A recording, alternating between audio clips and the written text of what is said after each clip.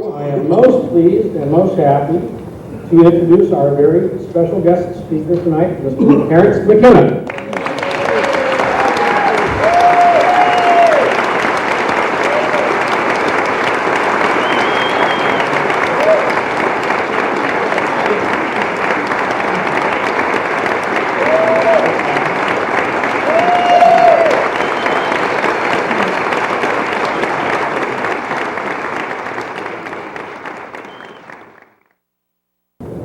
Well, it's a pleasure to be here. It's wonderful to see so many familiar faces and so many faces, period.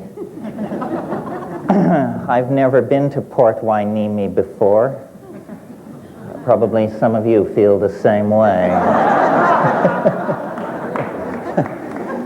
But I've been doing a lot of traveling recently. I was in New York last weekend at the Open Center, and in Prague 2 weeks before that. So this is the end of a long season of traveling. I'm not home yet, but at least I'm in my own time zone. I want to especially thank Andy Voth and the Carnegie Museum of Art in Oxnard for inviting me to participate. It represents a real commitment to free speech and First Amendment rights, I think, for an art museum.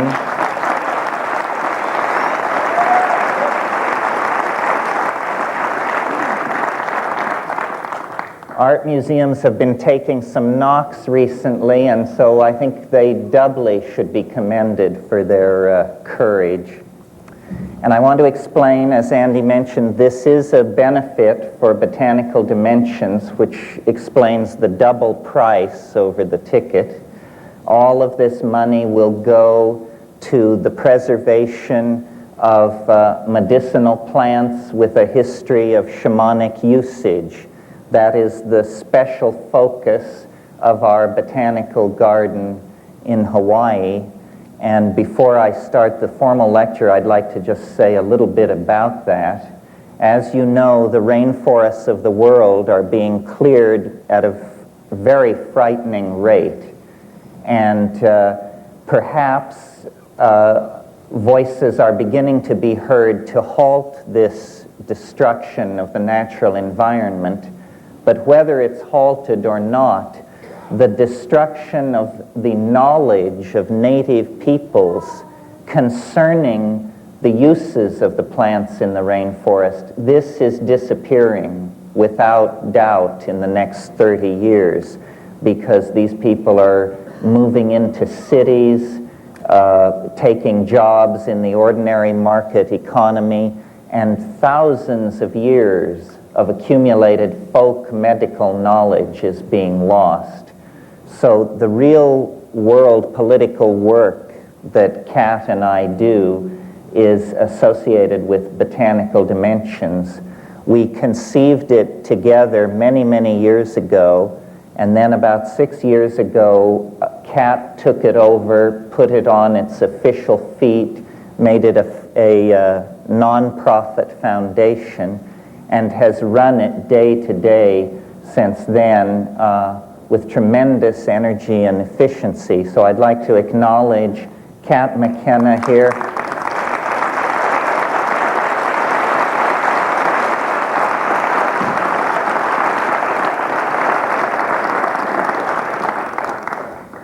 My better half. In fact, my only good half.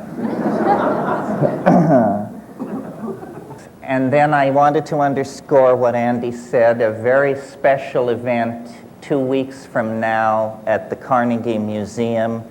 Roy Tuckman, Roy of Hollywood, bon vivant, countercultural figure, informational ferret of our time, will be recast as an experimental composer of great energy and imagination.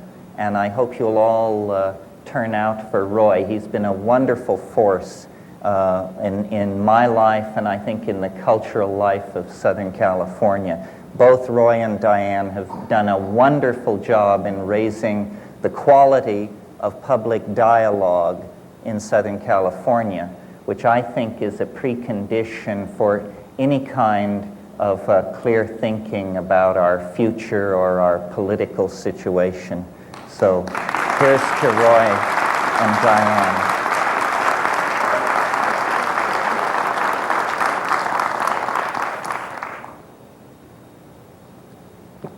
Okay.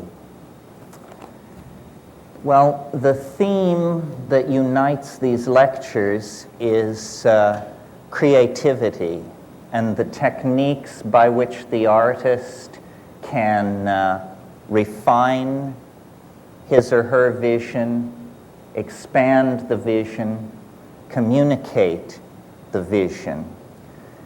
And before I get into that issue, I thought I would talk just a little bit about my notion of creativity per se.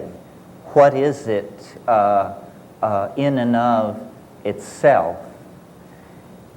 And when I think like that, of course, I cast my mind back to nature. Nature is the great visible engine of creativity against which all other creative efforts are measured. And creativity in nature has a curious distribution. It's something which accumulates through time. If we stand back and look at the universe, we see that at its earliest moments, it was very simple. It was a plenum. It was without characters or characteristics. It was what in Hindu mythology is called the Turaya, which is described as attributeless. And naturally, if something is without attribution, you can't say much about it. It takes a while for it to undergo a declension into more creative realms. And these creative realms are distinguished as domains of difference. The precondition for creativity is, I think, disequilibrium, what mathematicians now call chaos. And through the life of the universe, as temperatures have fallen, more and more complex, compound structures have arisen. And though there's been, many a slipping back in this process, over very large spans of time, we can say that creativity is conserved, that the universe becomes more creative. And out of that state of creative fecundity, more creativity is manifest. So that from that point of view, the universe is almost what we would have to call an art-making machine, an engine for the production of ever more novel forms of connectedness, ever more exotic juxtapositions of disparate elements. And out of this, I believe, arises implicitly a set of principles that we can then apply to the human artist in the human world.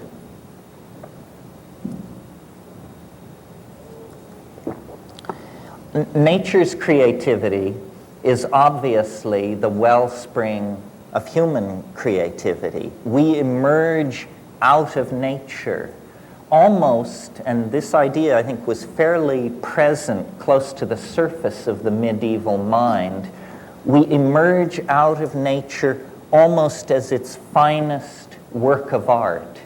The medieval mind spoke of the productions of nature. This is a phrase you hear as late as the 18th century, the productions of nature. And human creativity emerges out of that, whether you have a model of the Aristotelian great ladder of being or a more modern evolutionary view where we actually consolidate emergent properties and somehow bring them to a focus of self-reflection. Now, I'm sure that we couldn't carry out a discussion of this sort without observing that the prototypic figure for the artist, as well as for the scientist, is the shaman. The shaman is the figure at the beginning of human history that unites the doctor, the scientist, and the artist into a single notion of caregiving and creativity. And I think that, to whatever degree art over the past several centuries has wandered in the desert, it is because this shamanic function has been either suppressed or forgotten. And different images of the artist have been held up at different times.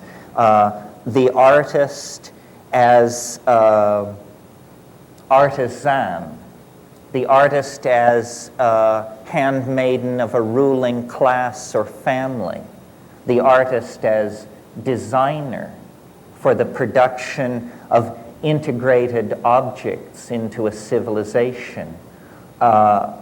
This notion of the artist as mystical journeyer, as one who goes into a world unseen by others and then returns to tell them of it, was pretty much lost in the post-medieval and Renaissance conception of art up until the late 19th century or early 20th century, where, beginning with the Romantics, there is a new permission to explore the irrational.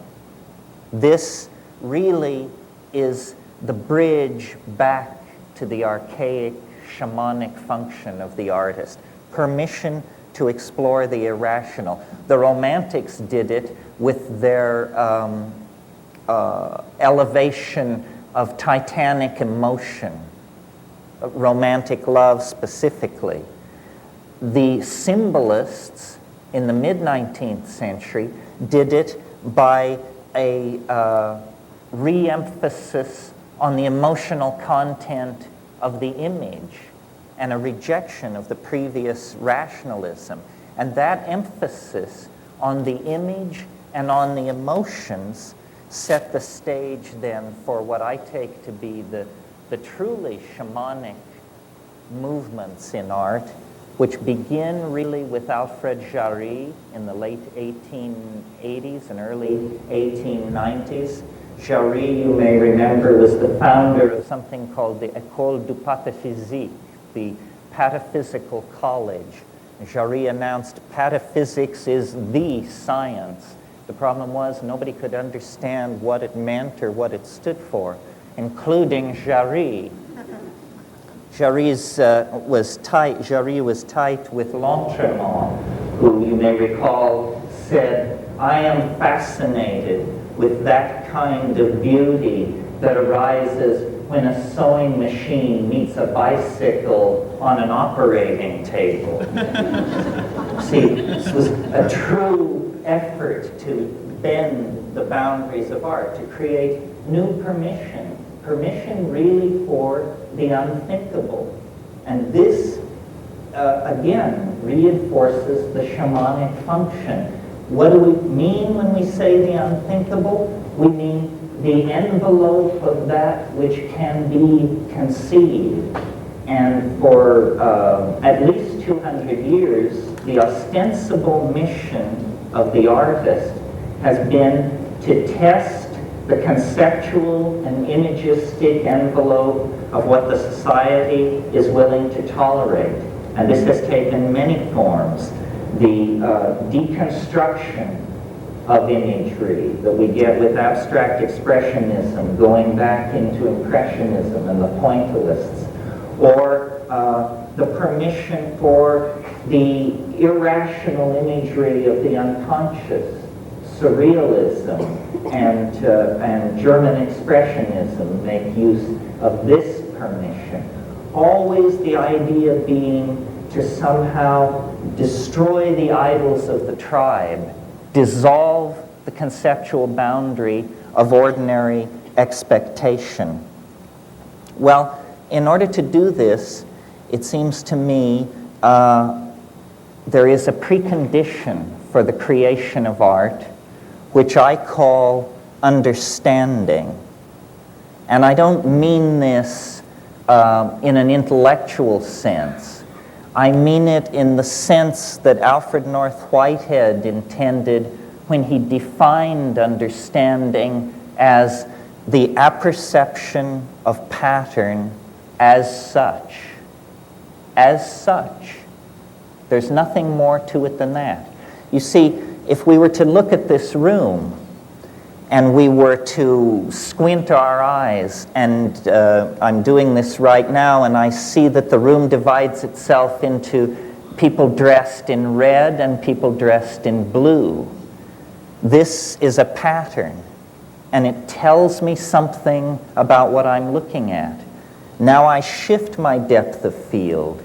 Now I'm looking at where men are sitting and where women are sitting.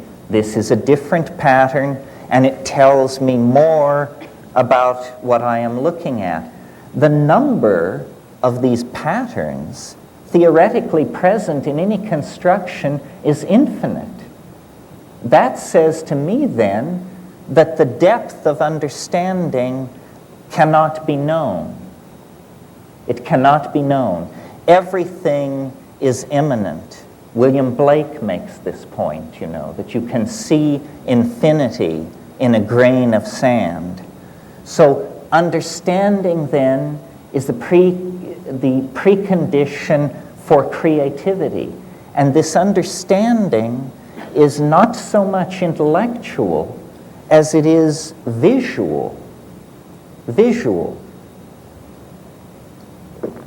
And in thinking about this, I realized what an influence upon my own ideas in this area Aldous Huxley was. Not the Huxley that we might ordinarily associate with my concerns, the Huxley of The Doors of Perception and Heaven and Hell, but the Huxley of a very modest book that he wrote in the early 50s called The Art of Seeing. The Art of Seeing. And in that book, he makes the point that a good art education begins with a good drawing hand. That to be able to coordinate the hand and eye and to see into nature, to see into the patterns present as such, is the precondition for a kind of approach to the absolute. Now, out of this process of seeing, which I'm calling understanding, the creative process ushers in novelty. And many of you have heard me speak of novelty in another context, in the context of nature as a novelty-producing engine of some sort, and ourselves almost as the handiwork of nature. But this same handiwork of nature, which we represent, we also internalize and re-express through the novelty of the human world. Well, now, if we take seriously the shamanic model as a basis for authentic art, then certainly in the modern context, what we see missing from the repertoire of the artist are shamanic techniques. And it's for the discussion of these shamanic techniques, I believe, that I was brought here this evening. So I want you to cast your mind back to a great seminal moment, germinal moment in the history of human thought, which was about 25,000 years ago, the great glaciers that had covered most of the Eurasian landmass began to melt. And human populations that had been islanded from each other for about 15 millennia began to recontact each other and reconnect. And out of this comes what is called the Magdalenian Revolution from 18,000 to 22,000 years ago. And what it is nothing less than a tremendous explosion of creativity and aesthetic self-expression on the part of the human species. We find for the first time, bone and antler technology takes its place along with stone technology. Musical instruments appear over a wide area.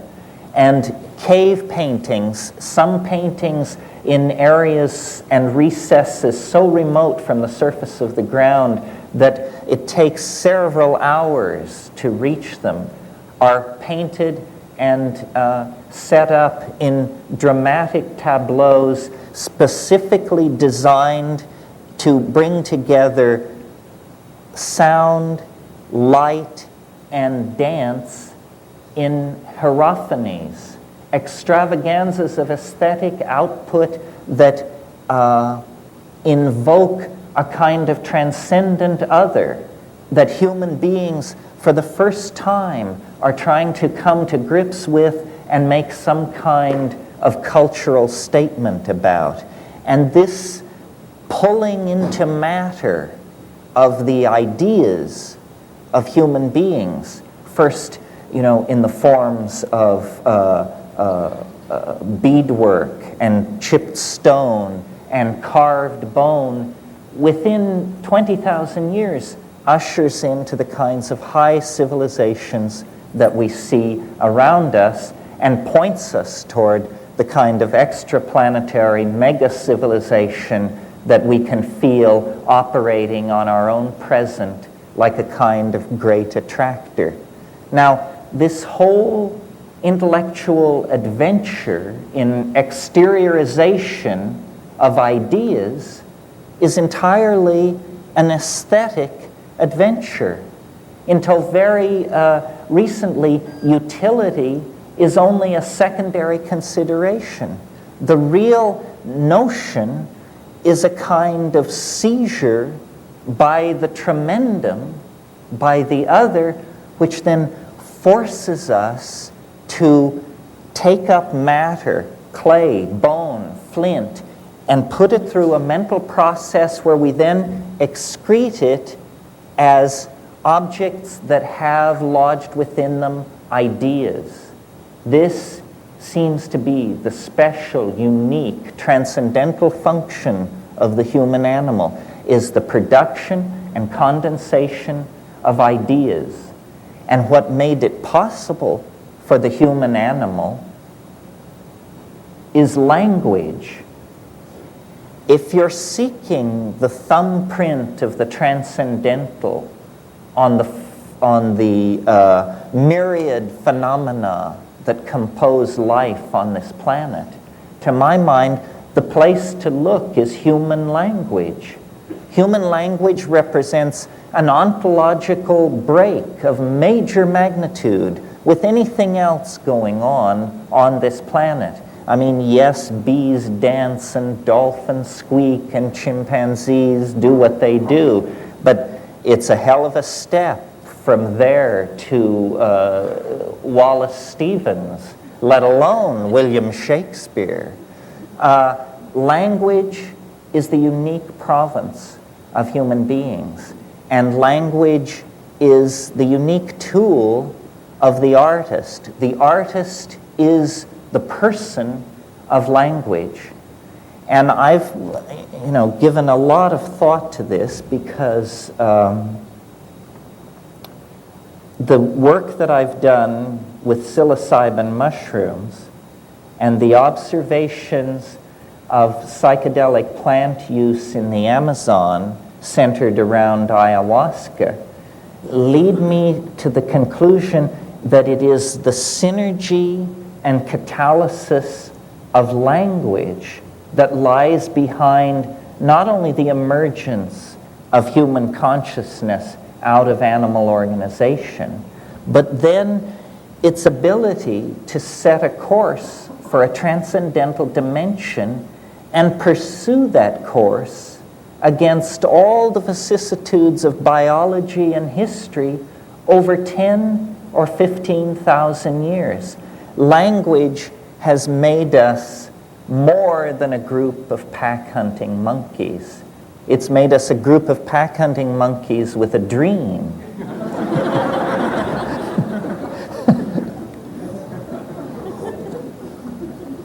And the fallout from that dream has given us our glory and our shame, our weaponry, our technology, our art, our hopes, our fears.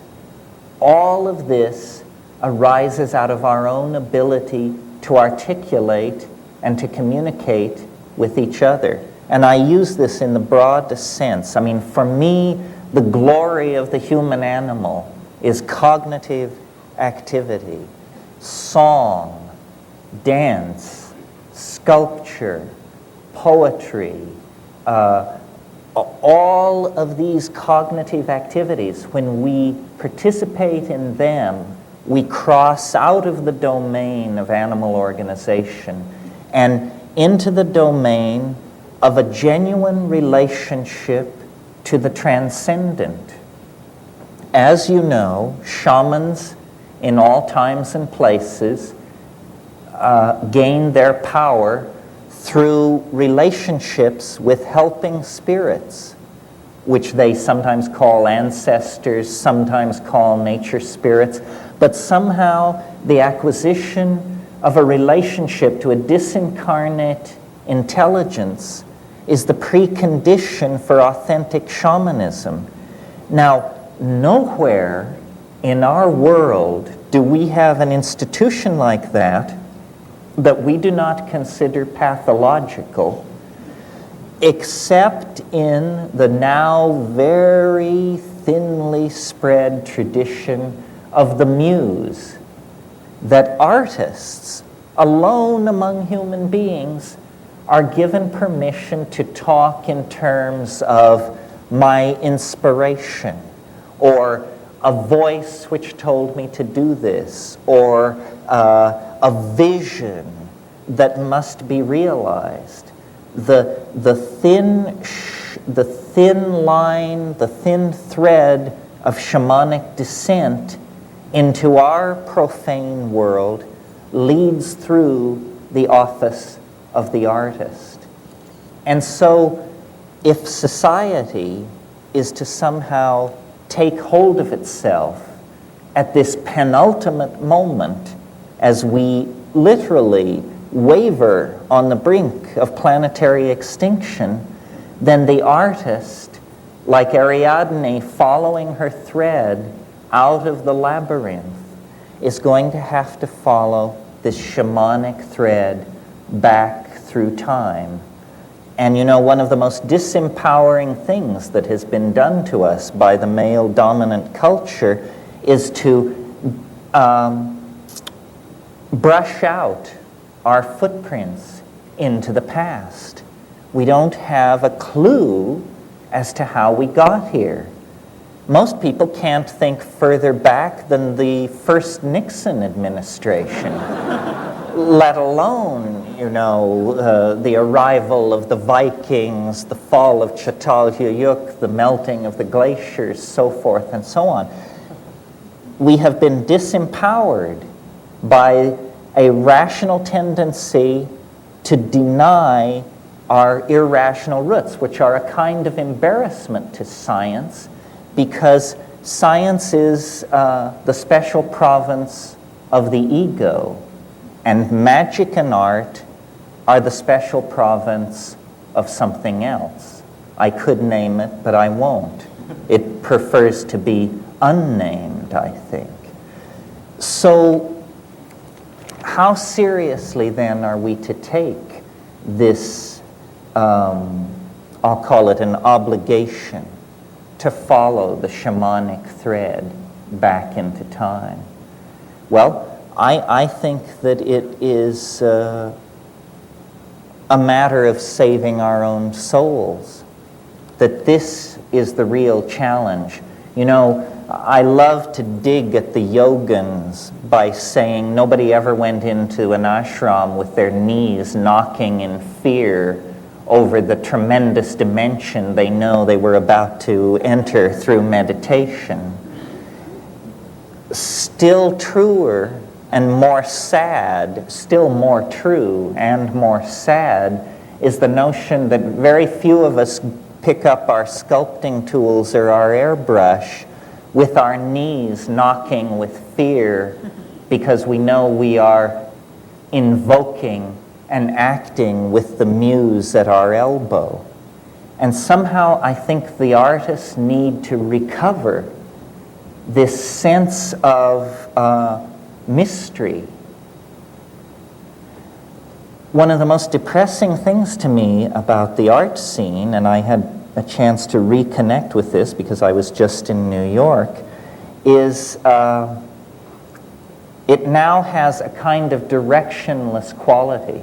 You can go into a gallery and you cannot tell whether it is 1990, 1980, 1970, or 1960, because a kind of eschatological malaise has settled over art.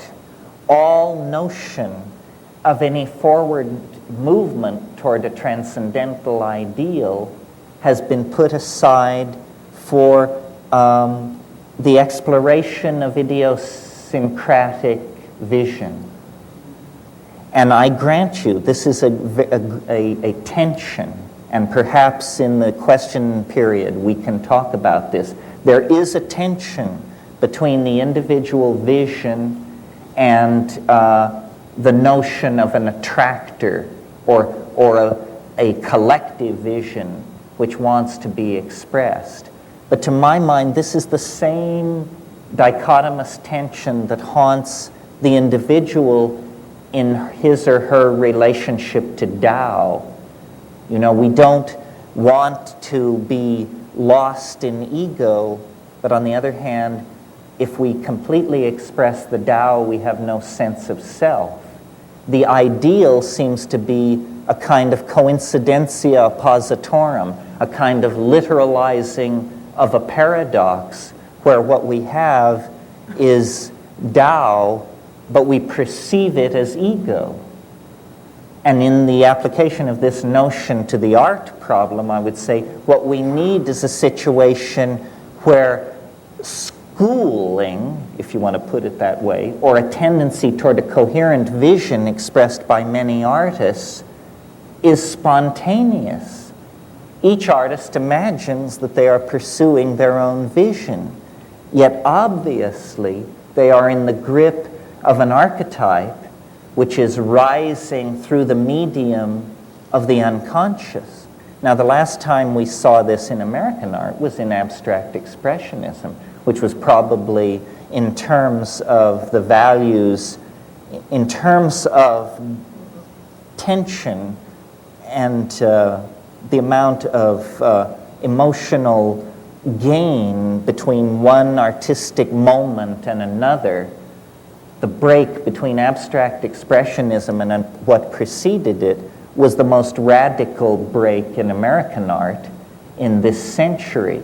Abstract expressionism actually carried us in to a confrontation with what the quantum physicists were telling us, that the universe is field upon field of integrated vibration, that there is no top level, there is no bottom level, that the ordinary structures of provisional space-time are simply that if we can rise out of the human dimension, then we discover these larger, more integrated dimensions where mind and nature somehow interpenetrate each other.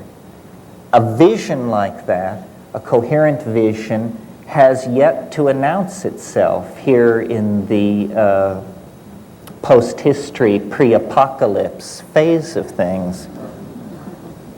Well,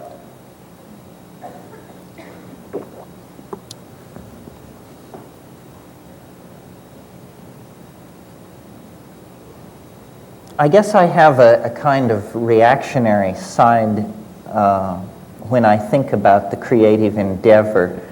I believe that the psychedelic experience, as encountered by each of you in the privacy of your own mind, or as encountered by a pre-literate society somewhere in the world, that psychedelic experience is in a way the Rosetta Stone, not only for understanding the encryption that our own lives represent each to ourselves, but it's also a Rosetta Stone for uncoding the historical experience.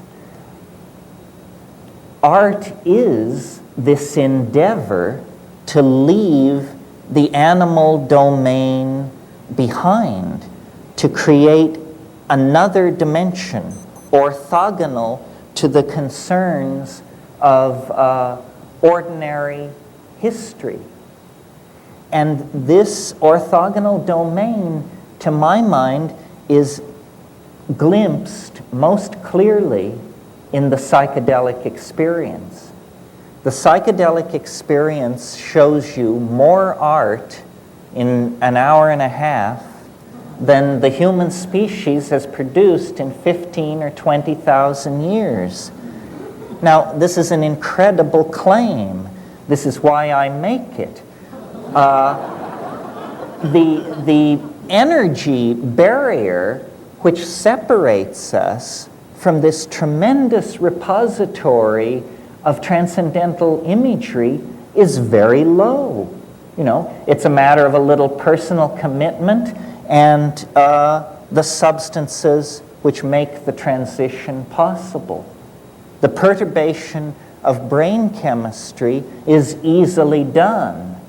What is not so easily done is the assimilation of the consequences of this act.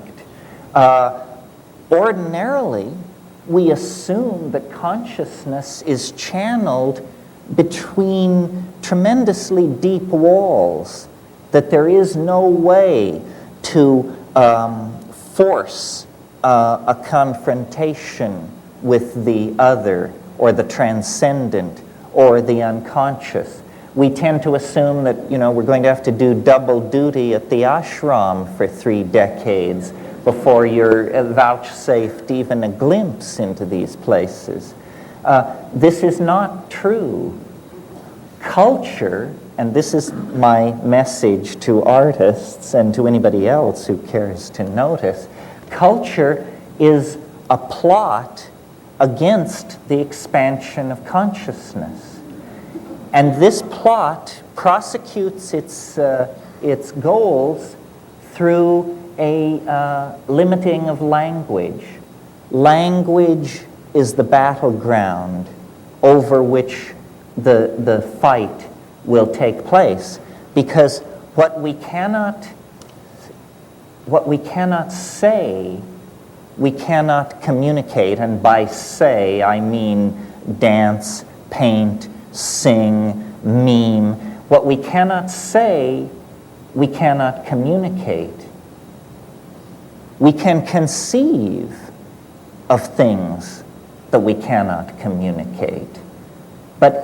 And I think every one of us here has done that. And that's a thrilling thing. That is the deep homework. The psychedelic inner astronaut sees things which no human being has ever seen before, and no human being will ever see again. But in fact, this has no meaning unless it is possible to carry it back into the collectivity.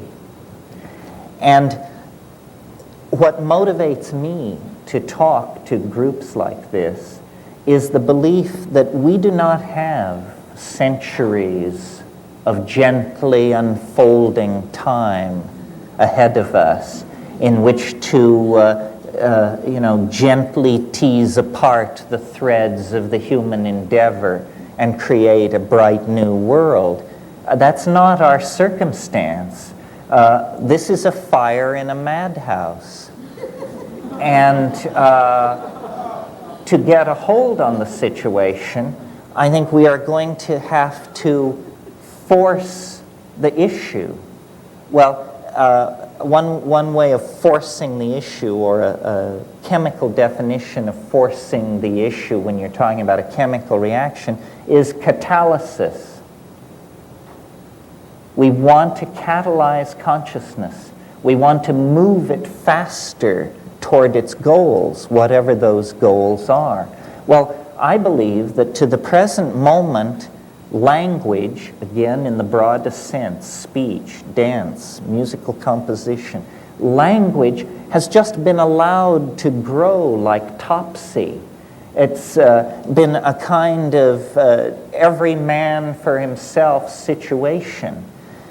Now, what we really need, as we see ourselves moving from one species among tens of thousands of species on this planet, over the past 10,000 years, we have redefined ourselves. And now, like it or not, we are the custodians of the destiny of this planet. Our decisions affect every life form on the planet. And yet, we are still communicating with each other with the extremely precise medium of small mouth noises mediated by ignorance and hate. This doesn't seem like the way to do business as we approach the third millennium. So what I'm hopeful for, and what I actually see happening, I think that we're on the right track. The birth of a new kind of humanity is going to take place, but there are still a lot of decisions to be made. How violent shall this birth be? What toll shall it take upon our mother, the earth? What shape shall the baby be in when it finally is delivered? These are the decisions that artists can mediate and control. Most people are afraid of the unconscious. This is why you can have a psychedelic compound like DMT, which is very much like ordinary brain chemistry, appears completely physiologically harmless, only lasts 10 minutes, extremely powerful, and generally in this society you have no takers. This is because there has been a failure of moral courage. And the failure of moral courage is perhaps most evident in our own community, the community of the artists. In a way, it's the poets that have failed us because they have not provided a song or sung a vision that we could all move in concert to.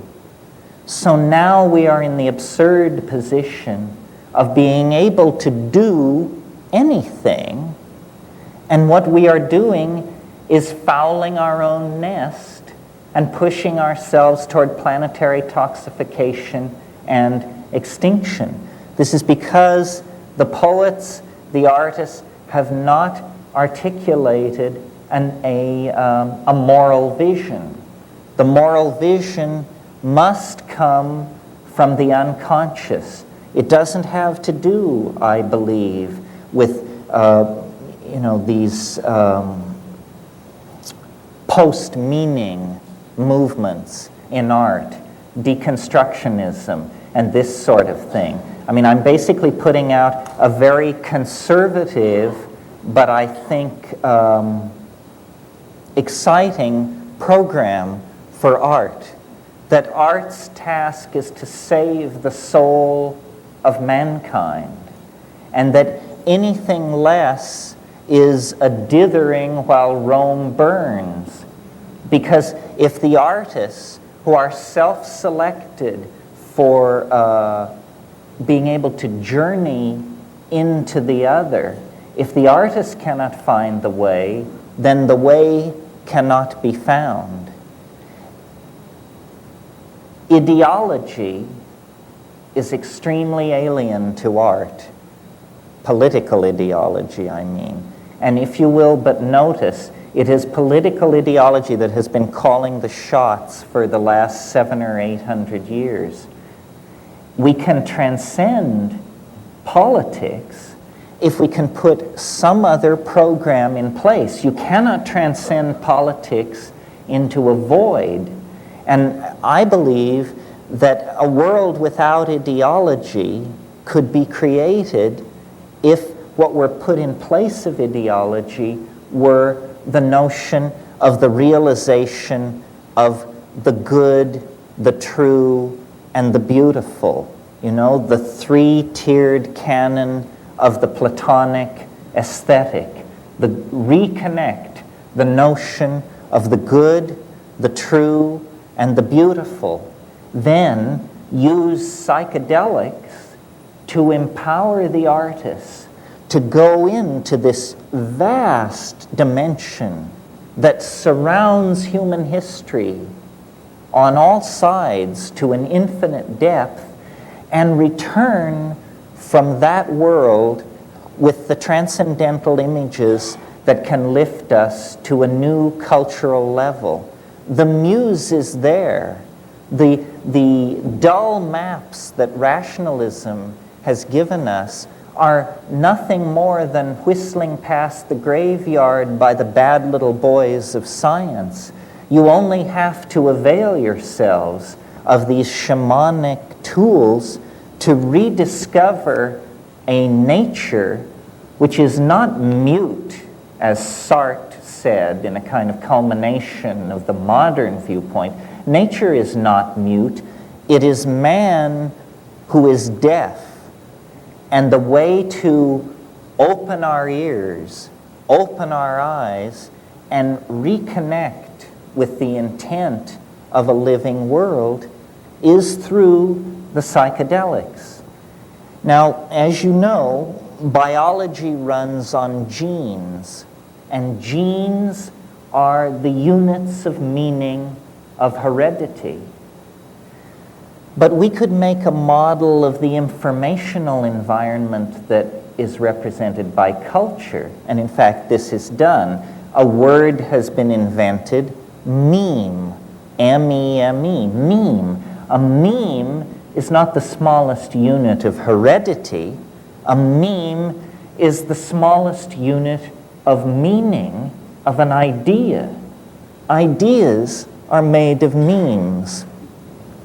And I think the art community might function with more efficiency in the production of visionary aesthetic breakthroughs if we would think of ourselves as an environment modeled after the natural environment, where we as artists are attempting to create memes which enter an environment of other memes that are in competition with each other, and out of this competition of memes, ever more appropriate, adapted, and suitable ideas can gather and link themselves together into higher and higher organisms.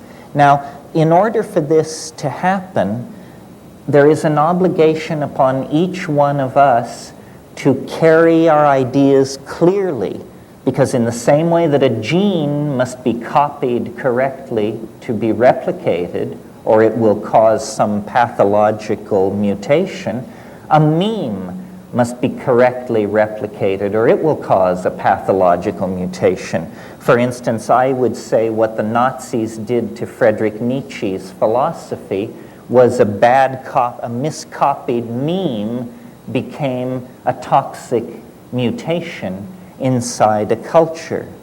So I would suggest to the people in this room tonight that you take a good look around at who's here.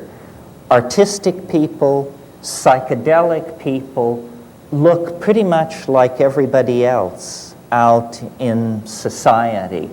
But we have come here tonight self-selected for our interest in the empowering capacity of psychedelic plants and the empowering capacity of art. So we represent an affinity group, a population with a potential for mutagenic impact on the ideological structures of the rest of society. So look around. Someone here has what you need. And if you can only figure out who it is, you can make a novel connection to move them into a new level of creativity. Well,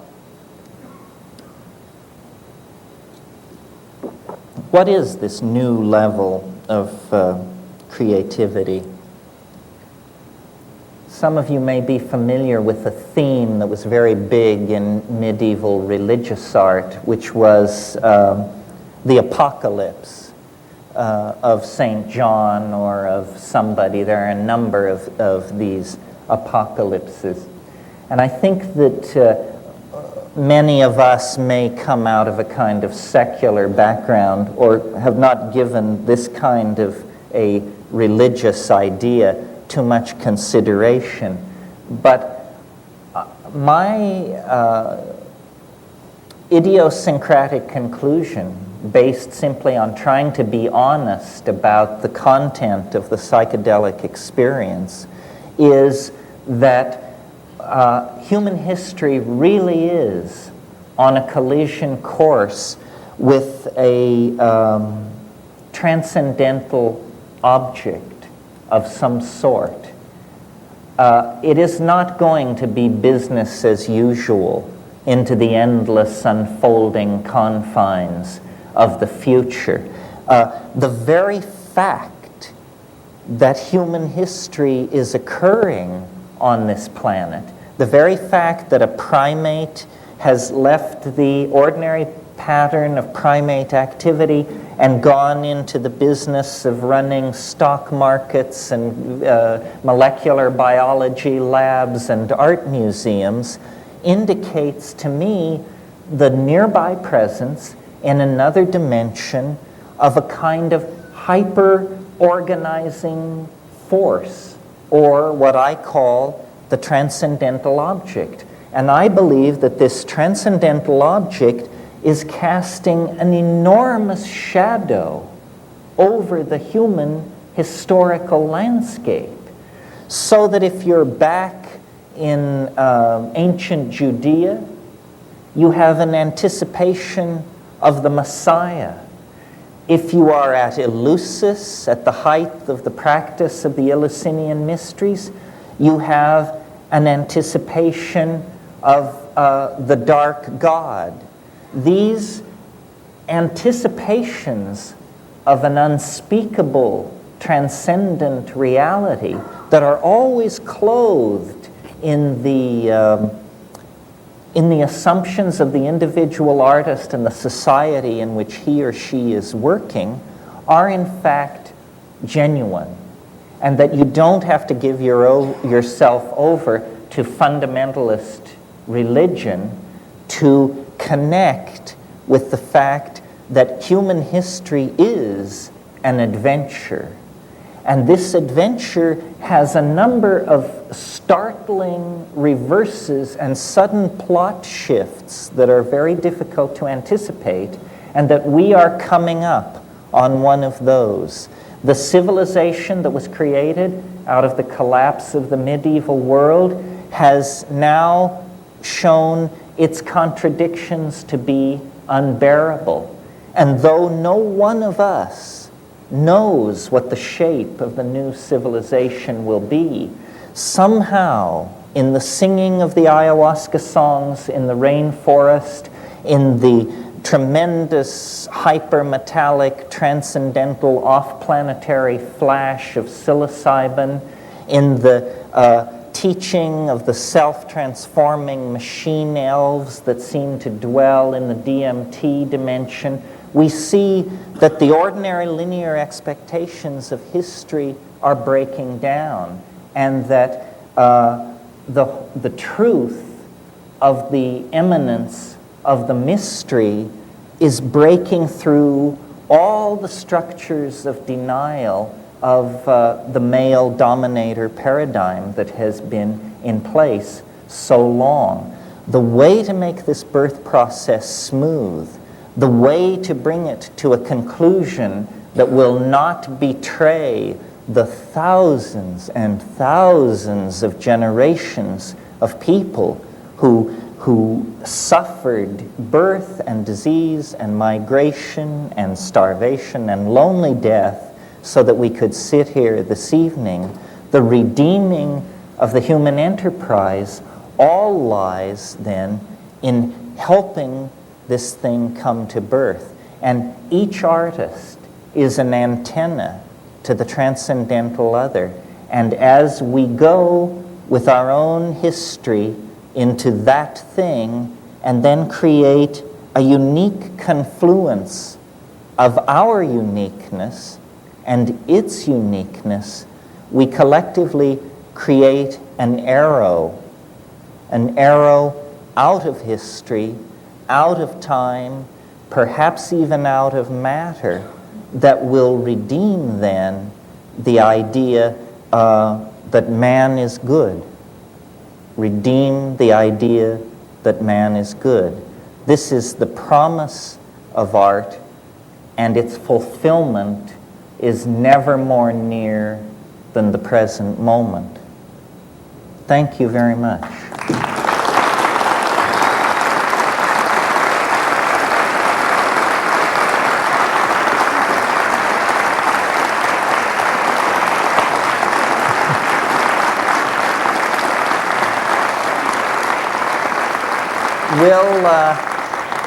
I think we'll take a 10 or 15 minute break, and then we'll come back and you can have questions, and we'll do that for a little while. Thanks very, very much.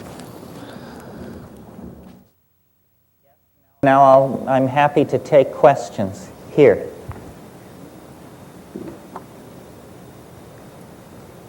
You spoke about science being in the realm of the ego and art and shamanism being in some other realm that you declined to name. My own psychedelic experience convinced me of the existence of that other realm, but I felt not enough sense of personal power to be that antenna that you're saying that artists can be, for bringing that to other, until I became convinced of the existence not only of me within that other realm, but that other realm within me. And perhaps the psychedelic experience prepared me for that second awareness, but perhaps you could comment on how, if possible, that second awareness could become more easily accessible in the psychedelic experience. What do you mean by the second awareness? Say a little more about it. Of being aware that that other realm is something that's also very personal and... Well, yes, I mean, it seems it's a landscape that begins within the self and seems to extend into the world.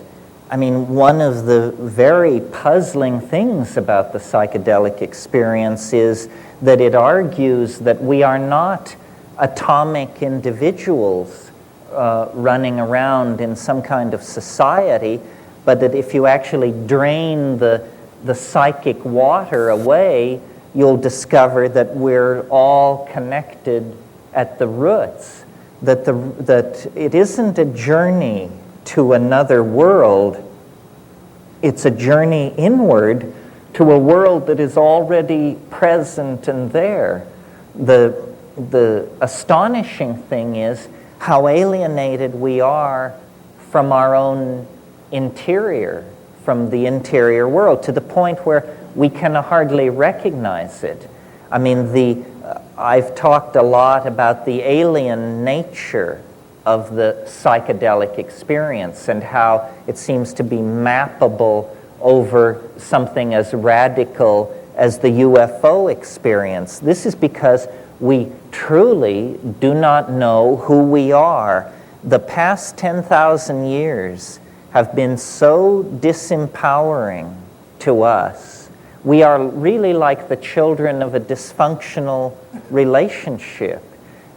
We don't know where we have come from. It's very hard for us to emotionally connect with the consequences of what we're doing. I mean, that really horrifies me, that this is a society that loots the future. I mean, the symbol of that is devouring of children. We literally, for our own comfort in the present moment, are making it very difficult for future generations to contemplate having anything approaching the level of resource availability that we have. And this kind of situation could not be tolerated if we had not gone through a tremendous series of traumatic, emotionally disemboweling experiences. You know, the Native Americans have a litmus test for all activity. Does it serve the children? And so much of what we do is so anti-future that it's almost as though the fundamentalist position exists to permit the destruction of the environment. I mean, this was perfectly encapsulated by this clown James Watt, who was Secretary of the Interior and said, we don't need to expand the national parks because Jesus is coming. I mean, this is a mentality so against the grain of the obvious that it has to be looked upon as pathological.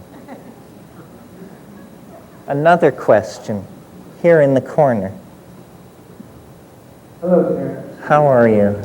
I've known you for a long time, but you've never met me. I'm one of Roy's night people. And I guess I got to preface this remark in saying that I got about a $50,000 education and 3 degrees, college degrees in psychology, but I've never learned anything like I've learned from listening to Roy's show on KPFK.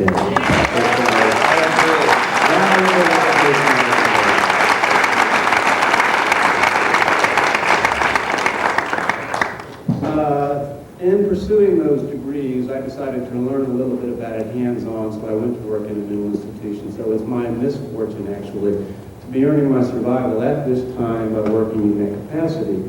I would like to see psychology take a different direction, and I know that what you're talking about provides a focus and a direction for psychology to take, which I think would blow the lid off of things, so we would really get close to, I'm in total agreement that Freud and Jung discovered the psychonscious about 100 years ago, but they discovered it at 900 yards with a spyglass, like you said in Santa Fe.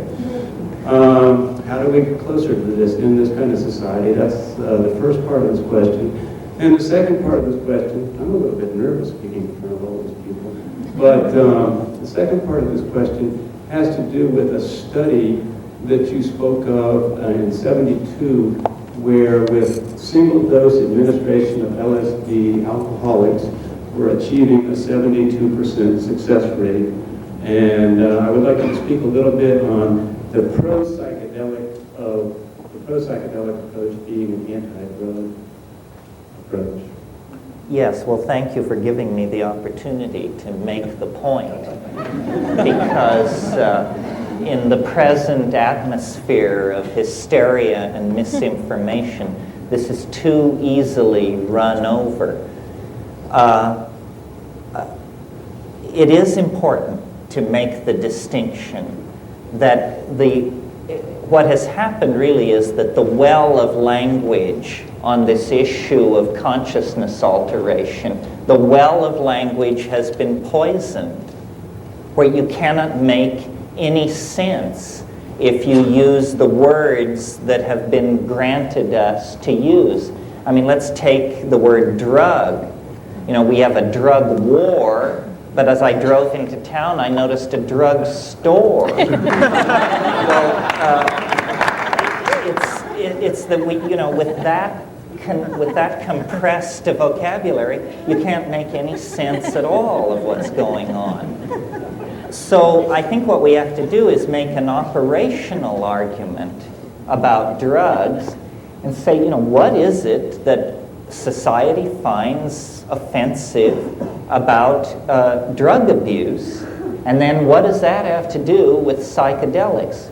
Well, my own analysis of this is that what is offensive about drug abuse is a unconscious, repetitious, and demonstrably destructive pattern of behavior. And whenever you see someone behaving that way, everyone feels repulsed and brought down. And in fact, severe drug addictions are like this. But as a matter of record, this is what psychedelics make absolutely impossible. Number one, the notion of unexamined behavior. How can you have unexamined behavior if you take psychedelics? It holds you up into a blast furnace of self-reflection. It does not promote repetitious drug use. I mean, I consider myself a great fan of psilocybin, and if I can screw my courage to the sticking point a couple of times a year, I'm doing all right. I know someone who says DMT is their favorite substance. And when I asked them, when was the last time you did it, they said 1968. And it lasted 3 minutes. This is not a pattern of drug abuse, you see. So it's a matter of educating the public, and this is probably a good place for me to get a pitch in. I wrote a book on contract for Bantam, and hopefully it'll be out next fall. And I'm hoping, I want to call it, and I'm hoping they'll go along with me, Why Eve Was Right, Plants, Drugs, and History.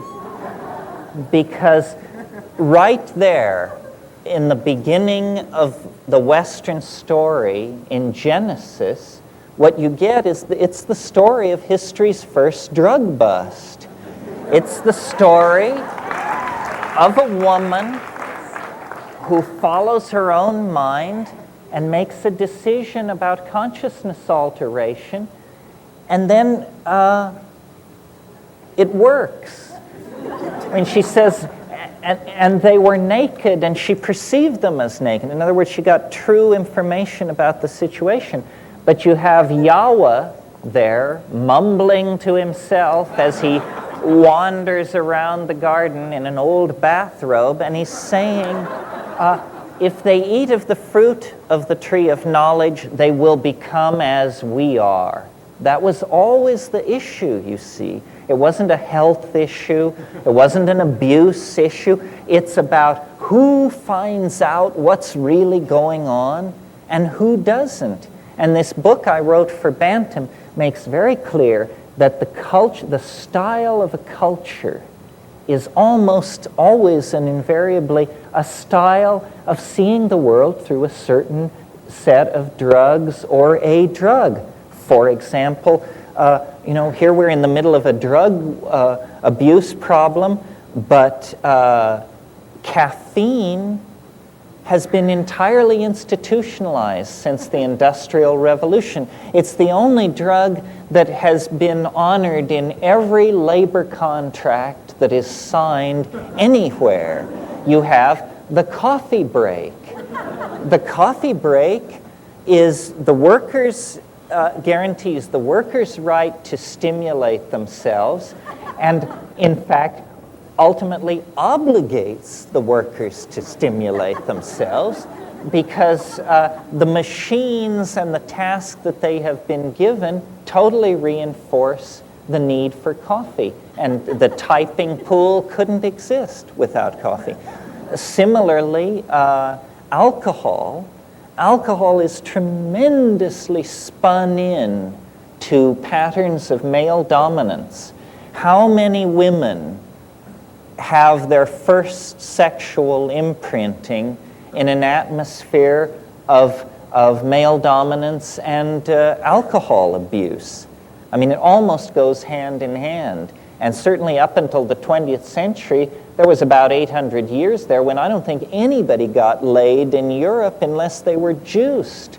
Because, you know, first of all, people didn't bathe enough to make it an appetizing thing to contemplate unless, you know, you were, pretty lit. So, and terrible distortions of Western politics and religiosity have taken place because of drugs. For example, and this is to me one of the most shocking examples imaginable, slavery died with the fall of the Roman Empire. Rome had a system of labor called the latifundia, which was essentially a slave work crew. And that institution died with the fall of Rome. During the medieval period, if you were into slavery, it meant you had one slave, and this slave was extremely well looked after and cared for because they were a symbol of munificent opulence on your part that you could afford such a luxury. It was like having a Maserati to have a slave. Well, then around 1400, before the discovery of America, in the eastern Atlantic islands of Madeira, they began experimenting with the growing of cane sugar. And it was fine, except that the sugar has to be boiled at 130 degrees, and no one would work around that. They discovered that they had to chain people to the cooking apparatus for the extraction of sugar. And they began bringing Africans to do this. And they not only reinvented slavery for the deliberate production of sugar, which was utterly unnecessary to the diet of Europe. I mean, there hadn't been a ton of sugar imported into Europe in the previous 1,000 years. And suddenly, they felt this tremendous need for sugar, and they reinstitutionalized slavery with the added insult that for the first time, a particular race was singled out as being somehow made for slavery. And this is the beginning of black xenophobia on the part of Europeans, the association with the sugar trade. By 1800, every pound of sugar being imported into England was being produced by slave labor, and slavery was going at a rate that had not been seen since the Rome of Caligula, all in the name of commerce, all in the name of having this essentially trivial kick from sugar.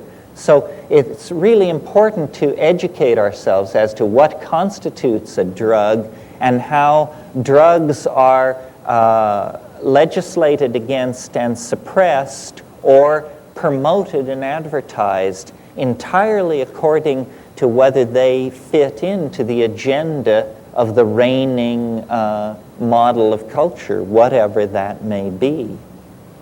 Yeah, here. Yes. Who are the shamans of art that you would share with us as a model? Of our times, you mean? Well, times that we associate with, we're familiar with. Oh, We can good. go back in history. So within the 20th century, the great art, the great shamanic artists. Models. Well, it's just an opportunity to list a bunch of prejudices, obviously. Certainly the Grateful Dead seem to me to be, nobody's done it longer, better than they have. And rock and roll generally is an extremely powerful form of shamanic performance. When I look over the 20th century, James Joyce, for what he did for language, the permission he gave to make language a living object. Jackson Pollock is a great personal hero of mine. Here was a boy from Cody, Wyoming, who managed to cut his way to the heart of the New York art world.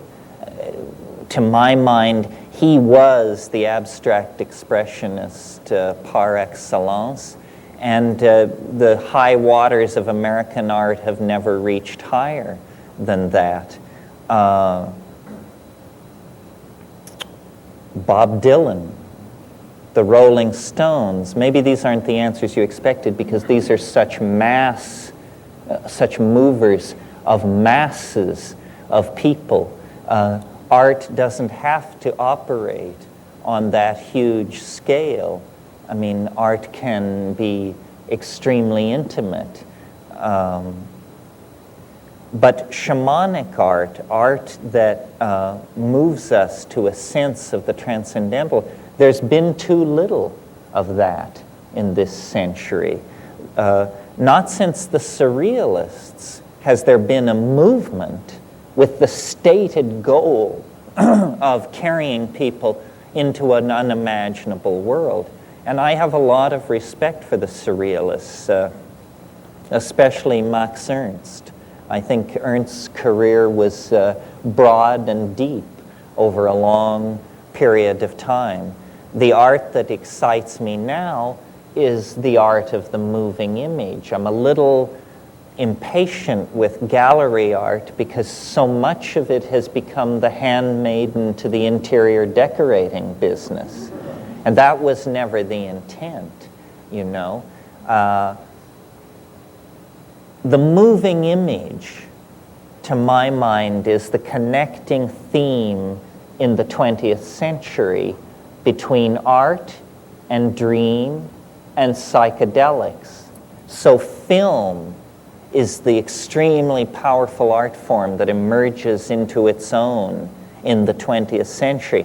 And film seems to me an anticipation of what is possible with psychedelics. I have great hope now for art produced by the interaction of human beings and computers. And crude as it is and controversial as it is, I think virtual reality will eventually have a contribution to make, but it's long in the future. The technologists have to perfect the medium, and then the artists have to work with it. My own favorite artists, which I don't offer as fulfilling that shamanic intent, but they're simply my favorites, are Vladimir Nabokov as a novelist. This is flawless stuff, emotionally, intellectually complete and hilariously funny. William Gibson's accomplishment in creating cyberpunk and envisioning a future so real that you can taste. This is a tremendous accomplishment. But I feel about art the way I feel about rock and roll, and the way I think most psychedelic people must feel, which is it's such pale stuff compared to what's out there. I mean, I feel like if we could open the sluice gates to the dimensions that we explore psychedelically, we would just be inundated by art. And as it is, we receive it in thimblefuls. How can we open ourselves up to this? Because I really believe that the art unites us. It dissolves the boundaries between us. It empowers us. It makes us a collectivity. You notice that the great overweening control structures, the government, for example, never communicates to us with images that are aesthetically pleasing. It always communicates with images that convey obligation, which is a downer in anybody's book. So somehow we have been the consumers of imagery when we should become the producers of it. And all the people in the 20th century who have made that work are serve to inspire in that direction. I don't know, there are so many of you. Is somebody in the back who's, oh, way up there?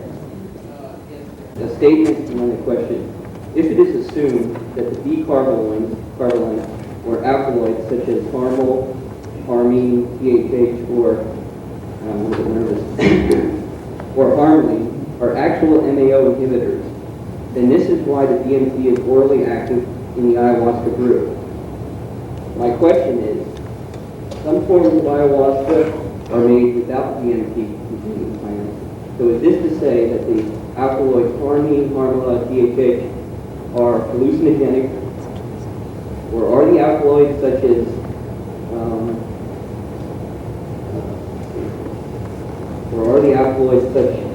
just inhibiting the MAO from limiting serotonin and dopamine levels in the brain? I don't know if you follow that. No, I follow it. Okay. The question is, do I remember it?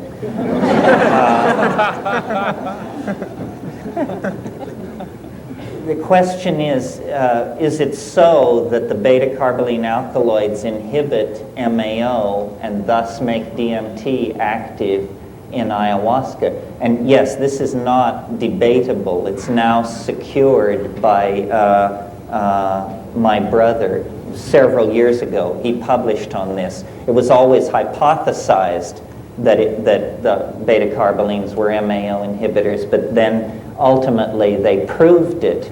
Well, so then the questioner went on to ask, if this is so, then what about these cases where beta-carboline alkaloids are reportedly taken without DMT, and then what does this mean? Is it hallucinogenic on its own?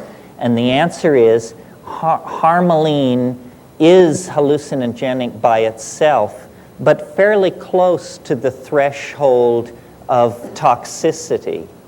So the ordinary strategy in the Amazon is to combine the DMT with the beta-carbolines, and that makes the DMT highly reactive. It is not then destroyed in the gut, as would ordinarily be the case, but crosses into the bloodstream and through the blood-brain barrier and reaches the brain. I think achieving hallucinogenic levels with beta-carbolines without DMT is probably a pretty unpleasant experience, although some of these deep jungle tribes do it. You don't want to get the idea that just because somebody lives way upriver that they know what they're doing.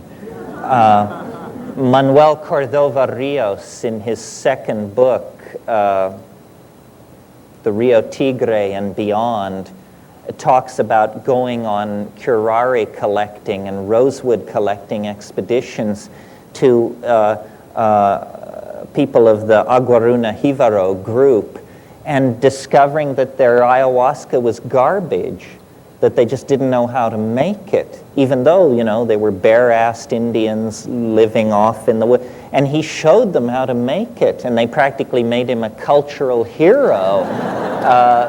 They said, you know, my God, we've been drinking swill for untold millennia, and you came and fixed us up. And this is a puzzling thing to us as outsiders, because we assume they're always going for the gusto, but sometimes not, you know. I mean, cultures have peculiar adaptations. This lady. Yes. You said that we're found in the nest. could we be evolving? You mentioned that we went from matter to object. Could we actually be going, or should we actually be going from object to energy?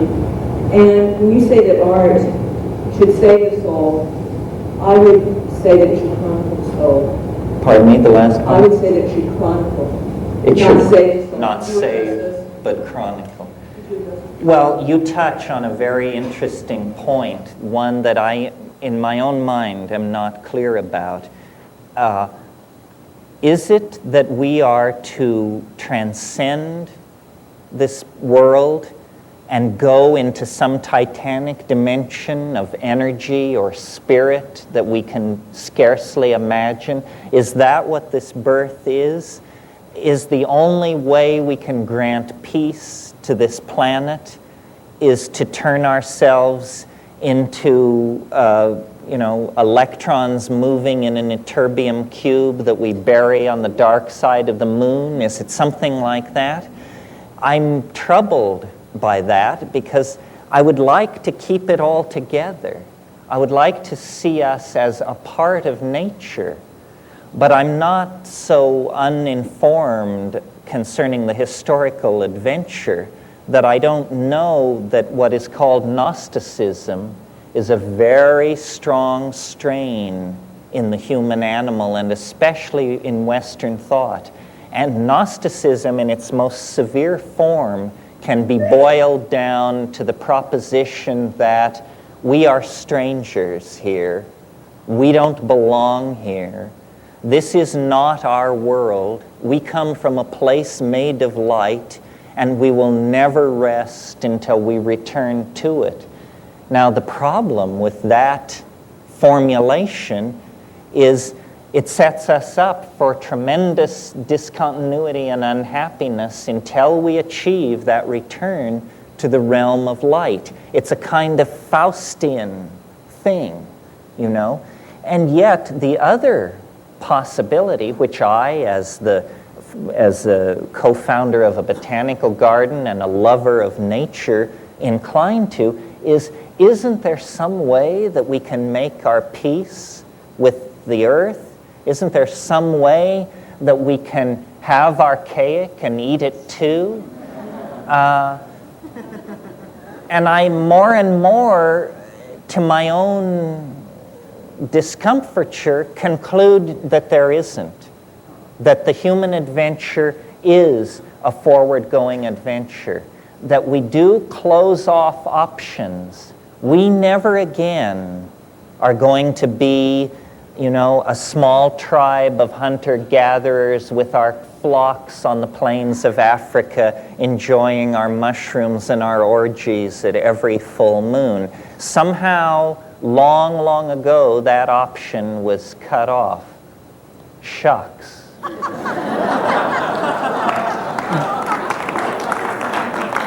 But I think that it's good to cultivate this poignancy, that if we're going to go storm Arcturus, at least we should do so with some sense of what has been left behind, and not just turn ourselves into mechanical technocrats. Somehow the living spirit has to be brought with us.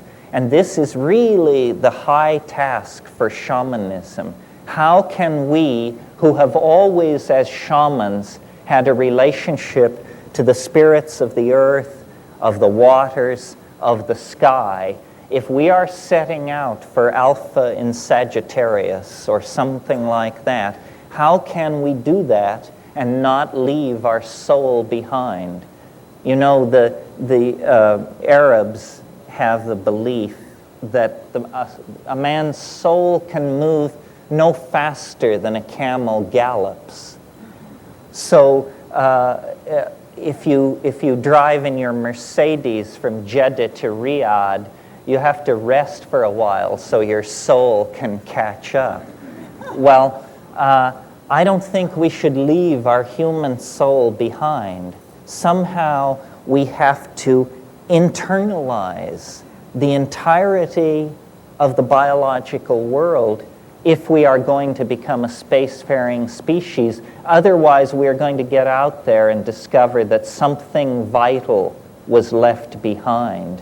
And this is a great tension between ourselves and the Earth, between our destiny as an energy-using, dream-concressing, spacefaring, stormtrooper kind of species. I mean, that's all male dominance and male mentality talking, and the need to somehow fold that into a nurturing stance, a preserving stance, a stance that recognizes that the conservation of our archaic values is really our only hope.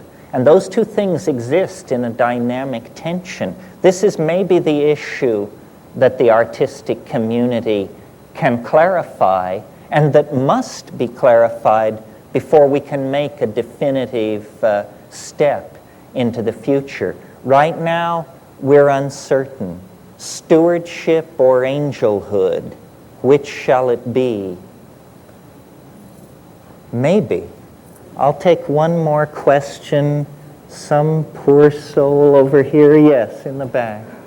When I think of Superman, I think of a sexist, something that I never really wanted to embrace at all. I mean, so I would like to say, what is the meaning that I'm missing? That would explain why this vision is trying to bring forth for us to reconcile with Superman. Well, I don't really think of it as the Nietzschean Superman, but something you said. You know that poem by Yeats called Sailing to Byzantium?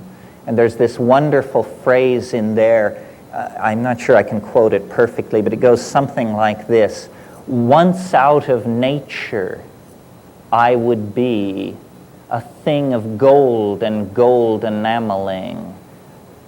Once out of nature, he means once he's dead. Once out of nature, I would be a thing of gold and gold enameling. And then he says something about a nightingale set to sing for the lords and ladies of Byzantium, of what has been and what will be. But what it is, you see, is the image of the condensation of a quasi-mechanical object, the soul as object, as objectification. And to my mind, this is where the image of the UFO has something to teach us. The UFO is not an extraterrestrial machine that haunts the skies of the Earth. The UFO is a totality symbol thrown off by our tangential approach to the end of history. I think that, yes, the Nietzschean Superman, that whole thing was tried by the Nazis, and they realized it in its full expression, and it was nightmarish. What I'm proposing is more, there's no man in it. It's the concrescence of the collective soul of humanity, that somehow I see history as an alchemical task and process, and the artist as artificer. It is the task of the artist to complete this alchemical concrescence. And it's a kind of irrational thing. It is irrational. It's that mind and matter are approaching each other on a trajectory that will bring them together with no damage to the quintessential nature of each. And we can't imagine that, because for us things are mind or matter. We can't conceive of a coincidentia oppositorum. And yet it's that which we must hold in our mind if we want to see truth. I mean, even in quantum physics, they teach you that the universe is composed of what they call islands of Boolean algebra embedded in an ocean of ordinary algebra. What they mean is they're having their archaic and eating it too. They're trying to say that it's both and. And it is an irrational process. It isn't a Nietzschean program of realization. It's a kind of an opening. Something wants to be born. The promptings of our religions, with all the irrational and hysterical trappings that attend them, nevertheless have a core perception that there is, between man and nature, a kind of compact. And this compact it will be redeemed. I mean, I really think that this is the psychedelic faith, that we are the prodigal species. We have descended into the inferno of matter to try and recover the pearl of immortality.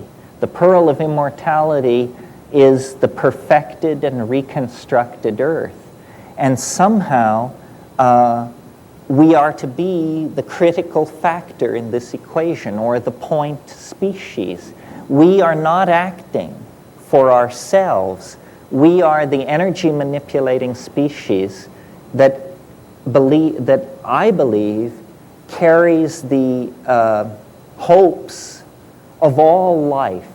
All nature is watching this drama. The life of our star is finite. The life of the planet is finite. But potentially, self-reflecting understanding may be, in fact, immortal. And yet it is breaking out of the trappings of matter.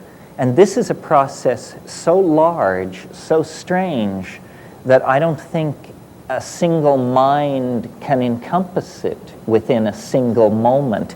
It's something that we triangulate over and over again. And for me, the psychedelic experience is how you do that. The psychedelic experience is literally a rising into a higher dimension in the geometric sense. And from that higher dimension, the psychedelic voyager carries out a transecting of the lower dimensional object, which is the world. And in the same way that we can build up an image of a cone out of an infinite number of ellipsoidal transections, we can build up a true model of the world by carrying out a number of these transections from a higher dimension. And then it shows us how the world really works. And when you understand how the world really works, I'm beginning to get just a hint of it. It works through love and dream and intention to connect. Through love and dream and intention toward connection. And these are ultimately irrational values. And they ultimately must be irrationally embraced, because the momentum toward a rational conclusion is tremendous, but unfortunately completely fatal. And this is the invitation that the artist has always extended toward a radical break with the momentum of rationalism. It's simply that now, in this moment of tremendous crisis, when the artist is at last called upon to perform, and there must be no stitches dropped, because this dance is the dance of transformation of the planet itself. This is the moment of empowering. This is what all the shamanism of the past built toward, this final magical invocation. James Joyce said, man will be dirigible. That's simply a way of saying that we will find a way to make our dreams and the dreams of the planet and the life it carries one dream. And the way to do it is to reconnect up to the Gaian mind through the channels of communication that were always there, but that have not been really taken up since the late Neolithic. It's time for us to call home, and you know how to do it. It's just a matter of having the courage to do it, to act, and then to have that empowering act spread back through the psychology of the planet. I am very optimistic. I think we are awakening to a new day from a long, long night of the soul, but it must be done collectively, gently, lovingly, and with a complete faith that we are an infant held in the arms of nature, that nature wants this to happen, that we are not an aberration. We are granted peculiar, but we are not an aberration. We are a necessary oddness to the completion of the whole, and this is our glory, and this is why we've been graced with self-reflection. And we can redeem that tremendous empowerment by going forward in love and faith to save the world through art and the pursuit of meaning. Thank you very, very much.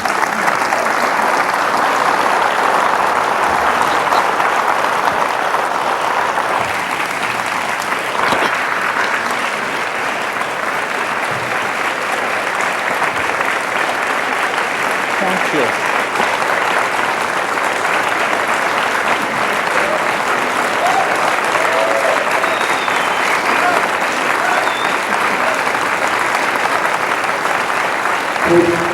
Takes our ability